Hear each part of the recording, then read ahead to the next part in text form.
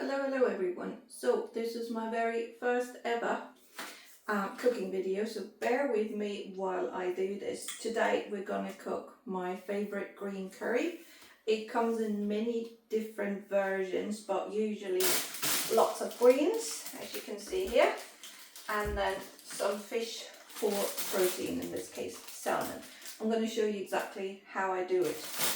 I have tender stem broccoli, I've got some pak choy, I have asparagus, spring onions, favourites, a little bit of carrot, I have a little bit of garlic and cauliflower.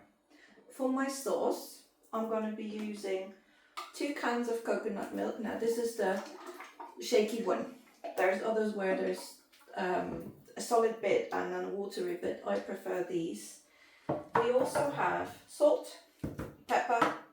I know there's no pepper in Thai cuisine, but I'm doing my own stuff.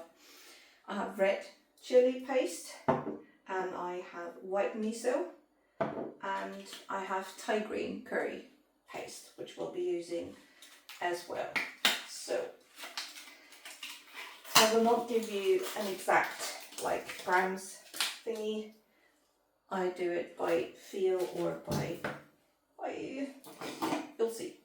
First of all, I'm starting with my cans of coconut. They go first. I should have opened this before, but here I'm demonstrating my skills as a human can opener. There we go. I always leave these dark bits for whatever reason from there. I should be opening the other one from the bottom because I've got see these bits here from the can. I don't like that one. And I've got a couple in the coconut milk already. Here they go. That's good enough. Second one. Now usually for myself I only cook 1 can with all the trimmings, but if I do 2, I got 2 days worth of dinner. Usually 1 can plus the vegetables plus the protein equals 2 of these bowls, and that's usually my dinner because I'm trying not to eat more than 1 meal a day for, well, losing weight purposes. Right now I'm going to try not to get another diabetic ketoacidosis, so you can pray with me that my ketones are going down because they were fairly high earlier. Alright, now this is the start for the sauce, and I'm putting it on high for a little bit. You have to watch it because I don't want it boiling over. So to start with my curry sauce, I'm going to do about half of this pack. I don't know what's available where you are. This is the UK, obviously, not America, but this is my favourite brand, Blue Dragon. So, well, I'm going to be generous. 2/3 of this pot go in there. I'm being very careful to make this because it's hot. Very hot. I'm going to give it 2, well, maybe 3, because it's 2 cans of coconut milk of the red curry paste. And again, so miso is quite savoury, but also a little bit sweet, and I do like that sweetness, so very generous spoon of the miso paste in there as well, and I'll put all of it in there, and then a little bit that's left, which will show you. Licking this off is my favourite part because it's very, very savoury, very tasty. So first of all, I'm starting with the vegetables that take the longest to cook. Now I'm not going to throw in a whole cauliflower. I'm going to put in a nice mixture of all of them. By the way, I forgot my mushrooms.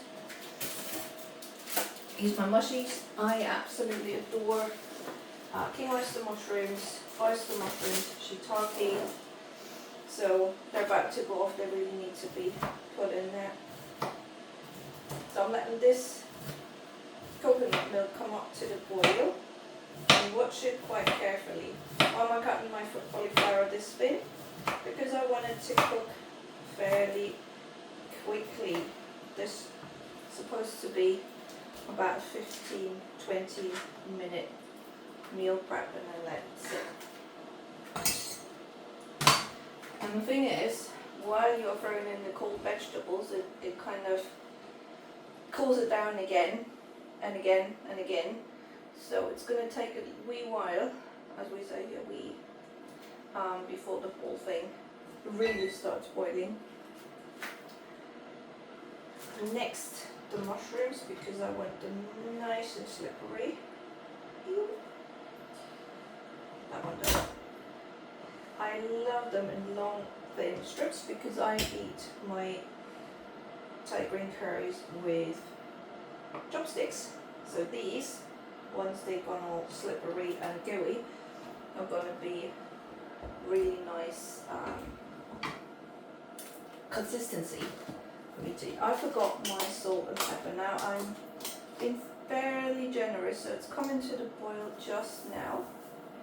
So fairly generous with the salt. It depends on, you know, how you like your veg, but because you put no bland vegetables in there, the coconut milk itself isn't very savoury either. So I'm taking it down to 6 now.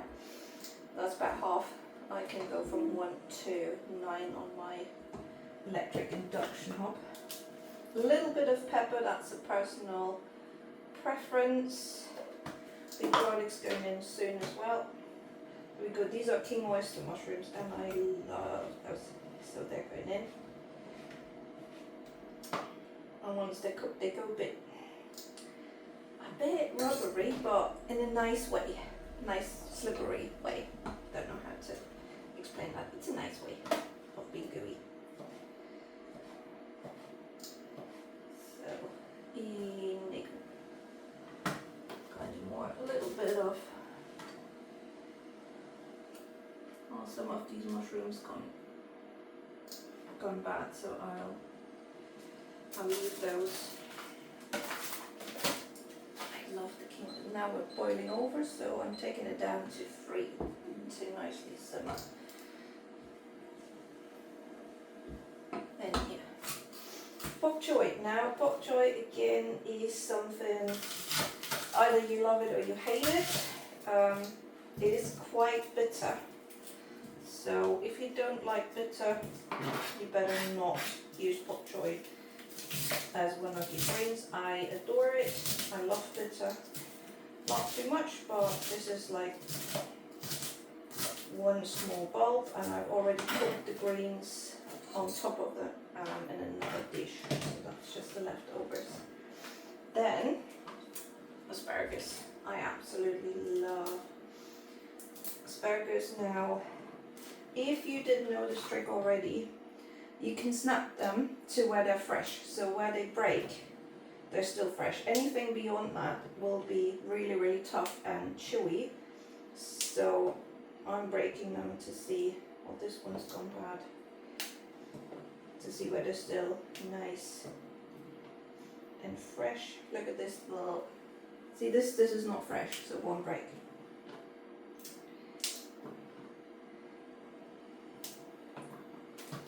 Bit left. There you go. This one's gone all. There we go. And that too. And then I cut down to size about 1 inch in length or shorter. There we go. It's my asparagus. And then my carrot. Now with the carrot, to make sure it cooks real quick, and it's also, you know, easy to eat with the chopsticks, I'll actually put carrot strips in after I peel the carrot. And just go down as many as one carrot will give me. Not too much because carrot is quite intense and I don't want everything to be tasting of carrot. I just realised I forgot my tender stem broccoli, so all one by one. Why haven't I prepped this? Because I wanted to show you guys how I do it on a usually daily basis. You can prep it all and all chuck it in together.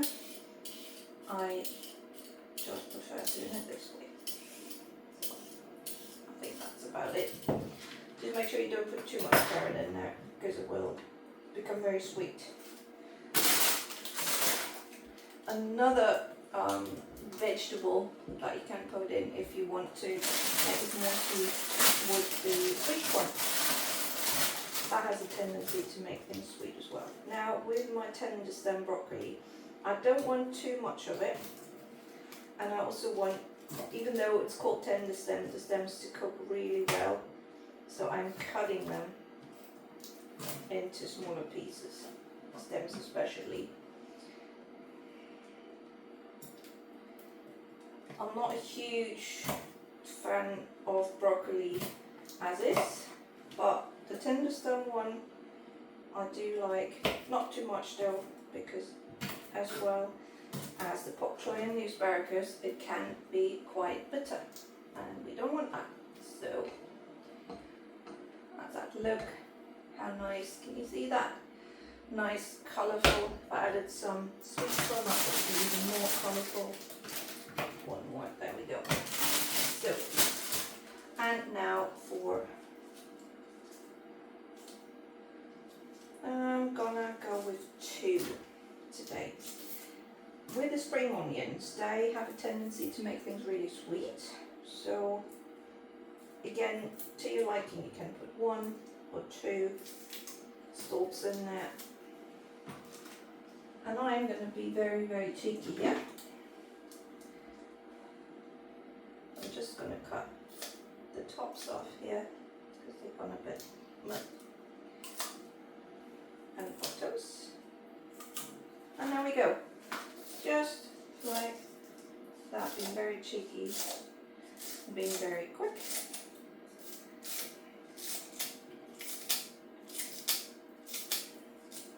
So I love spring onions, I love everything that's in here.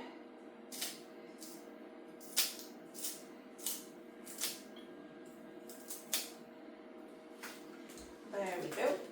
Give it a stir and let it all simmer. Now, I think the asparagus is one of those ones that goes soft. That's it, that's what we want. Just by stirring this, I can feel, I would ideally like a little bit more vegetables in there, so I'm just gonna add, I don't know if that makes sense to you from watching me, but I just want it to be a very soupy, like thick, soupy consistency, so I'm gonna add a little bit more cauliflower. I just don't want to run out of vegetables and have a lot of sauce left in the end once it's finished and I'm eating it, if that makes sense to you. So add a bit more cauliflower is the most neutral of the vegetables that are in there, so adding more of that won't change the taste. It will only change the consistency, and that's what I'm after. A little bit more vegetables in there. What about the salmon? Yes, it's coming. However, that's a whole nother level of cooking here, trust me. And the garlic.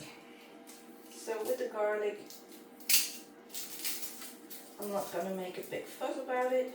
I just want it to boil in the stew. Let's call it a Thai stew. I've just opted to number 4 because with the cold vegetables in there it stopped bubbling. So So 1 or 2 cloves, I think is the English word for that. I crush them.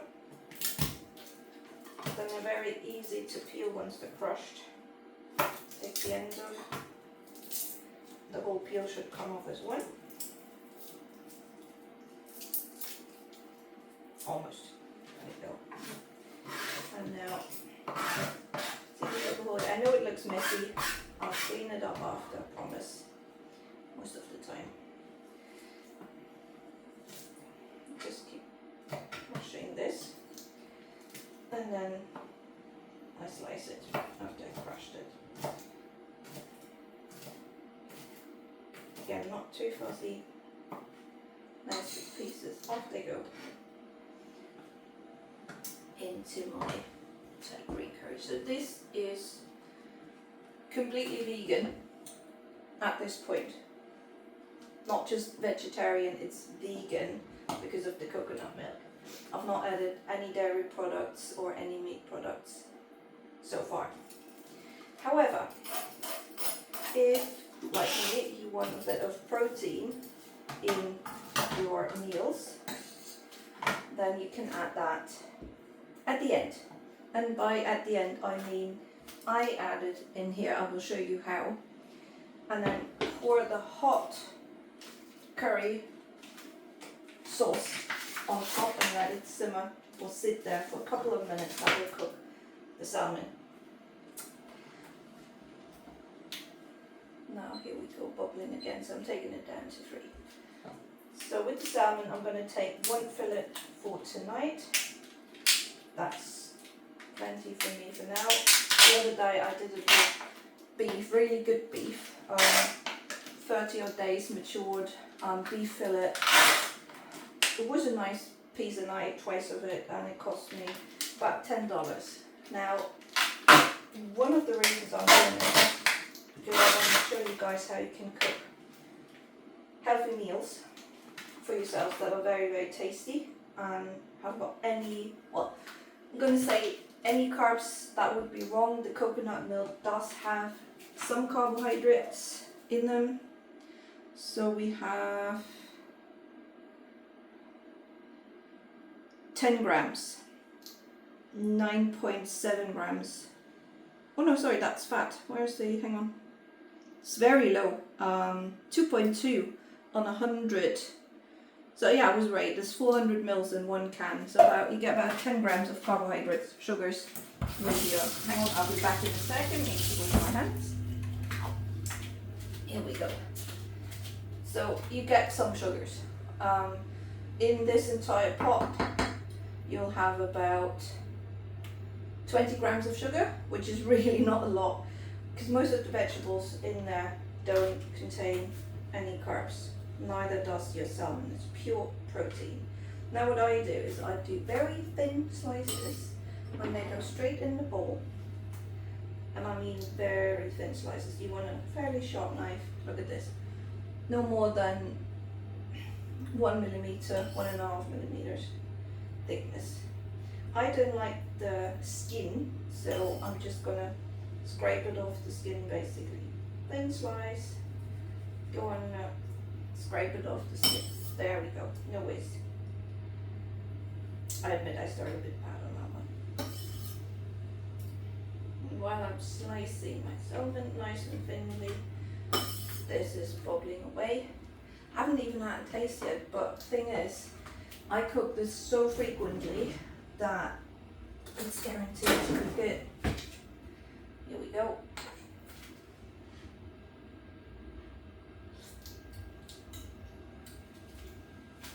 Yes, it is. Oh, I love that. Guys, you've got to cook this for yourself. I have this 5 times a week with sometimes just vegetables, sometimes with the meat or the fish in it, quite often with the fish because, as you know, salmon is very healthy. Protein, it is quite fatty as well, so lots of good fats in there for your body.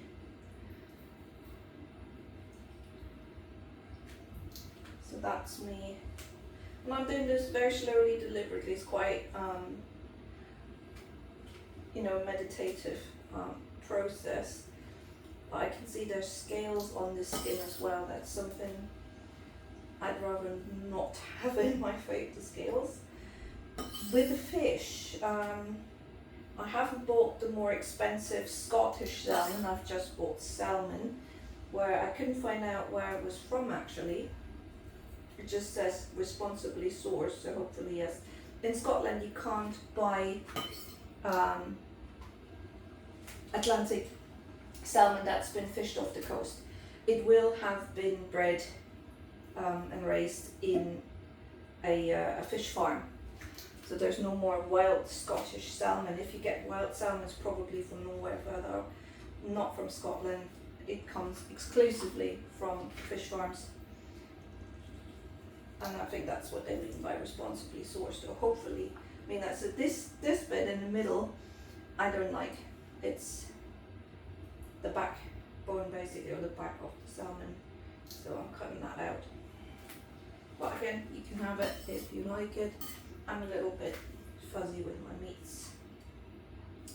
But that fillet that I cooked the other night, that was so tender and so soft. But it was on the more expensive side with about $10 for that piece. Now, one of the things I'm working on in my own life is how to have enough money for all of that. And I'm delving into digital marketing. Again, has nothing to do with the cooking except for where do I get the money from to be able to cook these nice meals. That is probably a $10 meal, but I get 4 portions out of it if I was to feed a family. About $10 for all the materials.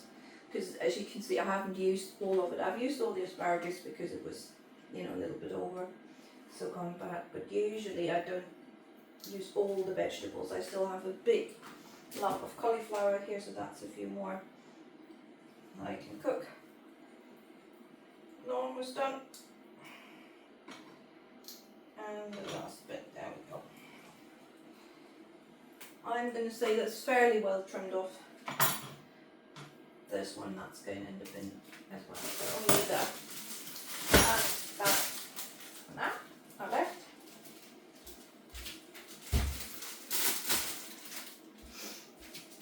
And in the meantime, my vegetables should have cooked through really, really well. There we go. I'm going to turn this off now, and I'll show you the last bit. For the last trick. So first of all, clean my hands off. I'll be back in 2 seconds. I was so sorry I have to go behind the camera, but that's at least. Here we go. So let me check if I can find out where that salmon came from. Norwegian. There we go. Yeah.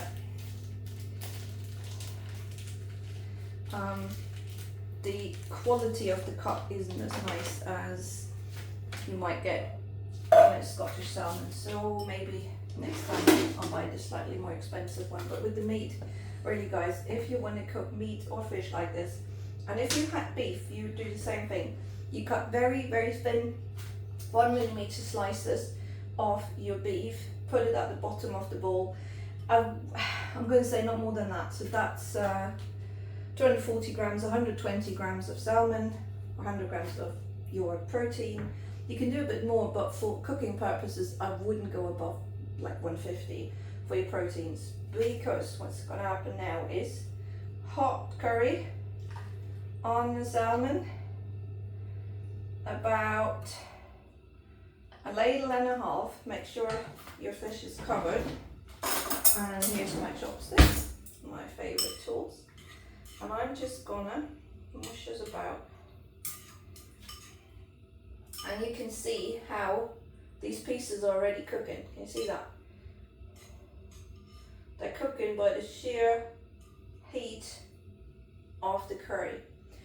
Why am I doing it that way? Because I don't want to overcook protein. I do not like overcooked meat or overcooked fish. But that is why you want to buy good quality.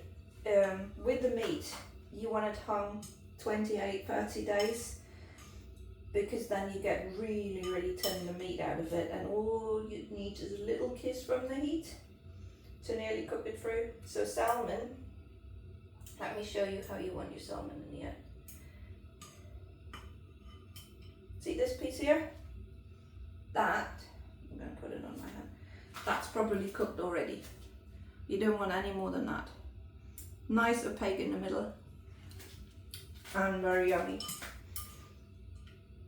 So I can see that the heat is not quite enough for all the pieces.